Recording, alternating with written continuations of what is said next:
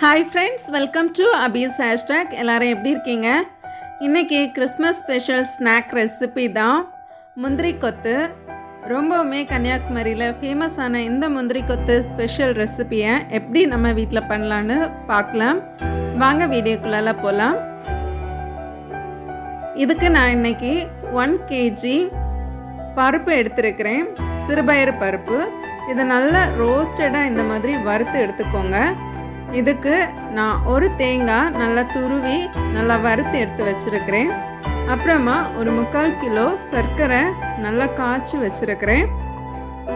இப்போ நம்ம எடுத்து வச்சுருந்த பருப்பை நல்லா பவுடர் பண்ணி எடுத்துக்கலாம்.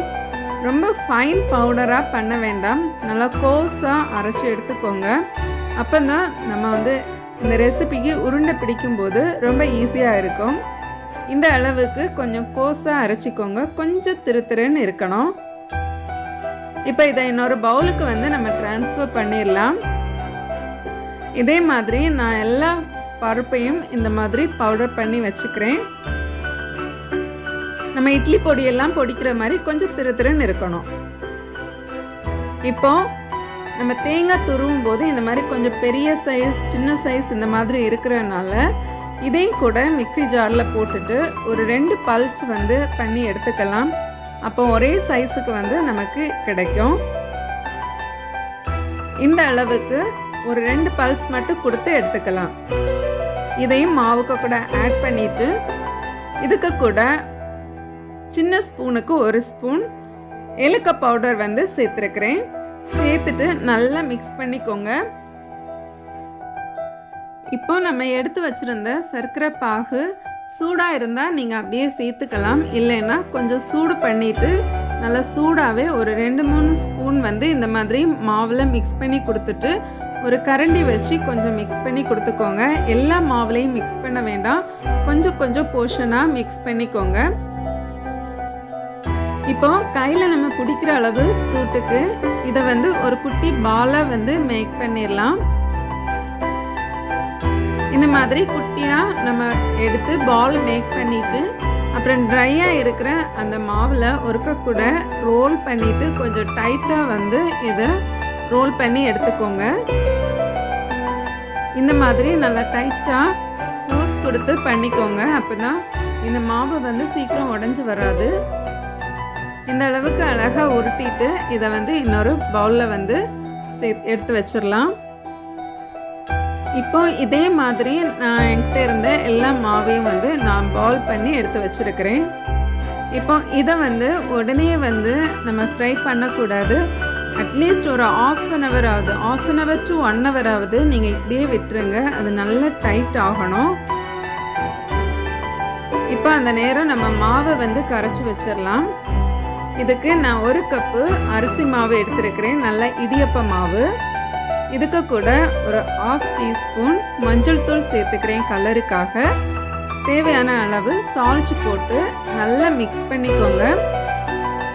நல்லா மிக்ஸ் பண்ணிவிட்டு கொஞ்சம் கொஞ்சமாக தண்ணி விட்டு நல்லா ஒரு திக் பேட்டராக நம்ம இதை மிக்ஸ் பண்ணி எடுத்துடலாம். நீங்கள் இப்போ ரைஸ் ஃப்ளவருக்கு பதிலாக மைதா மாவு கூட சேர்த்துக்கலாம். ஃபஸ்ட் டைம் பண்ணுறீங்கன்னா ஒரு பாதி அரிசி மாவும் பாதி மைதா மாவும் சேர்த்து எடுத்துக்கோங்க.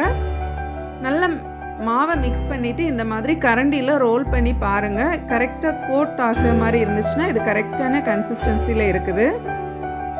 இப்போ இதை ஃப்ரை பண்ணி எடுக்கிறதுக்கு தேவையான ஆயில் ஒரு பேனில் சேர்த்து நல்லா சுட வச்சுக்கலாம். இது நல்லா சூடானதும் நம்ம எடுத்து வச்சுருந்த அந்த பருப்பு உருண்டையை இந்த மாவில் இந்த மாதிரி முக்கி சேர்த்துக்க வேண்டியதுதான். இது முந்திரி கொத்தானனால எல்லாரும் 3 போடுவாங்க, இல்லை ஒரு 5 பீசஸ் சேர்த்து அப்படி கொத்தா போடுவாங்க. நீங்கள் ஒன்றா போட்டால் கூட நம்ம கடைசியில் எடுக்கும்போது ஒரு பஞ்சாக தான் நமக்கு கிடைக்கும். ஸோ அதனால் இந்த மாதிரி சேர்த்து போடுறதுக்கு பழக்கம் இல்லாதவங்க, ஃபஸ்ட் டைம் பண்ணுறவங்க எல்லாம் நீங்கள் ஒவ்வொரு உருண்டையாக எடுத்து மாவில் முக்கி இந்த மாதிரி ஆயிலில் போட்டு எடுத்துக்கோங்க. ஆயிலில் சேர்த்துட்டு நீங்கள் உடனே ஸ்பூன் போட வேண்டாம், ஒரு 2 நிமிஷம் அப்படியே குக் பண்ண விடுங்க. அதுக்கு பிறகு மெதுவாக ஸ்பூன் போட்டு லைட்டாக திருப்பி விட்டுக்கோங்க. 2 சைடும் நல்லா குக் ஆகட்டும். வெளியில் உள்ள அந்த மாவு நல்லா கிறிஸ்பியாக வரும்.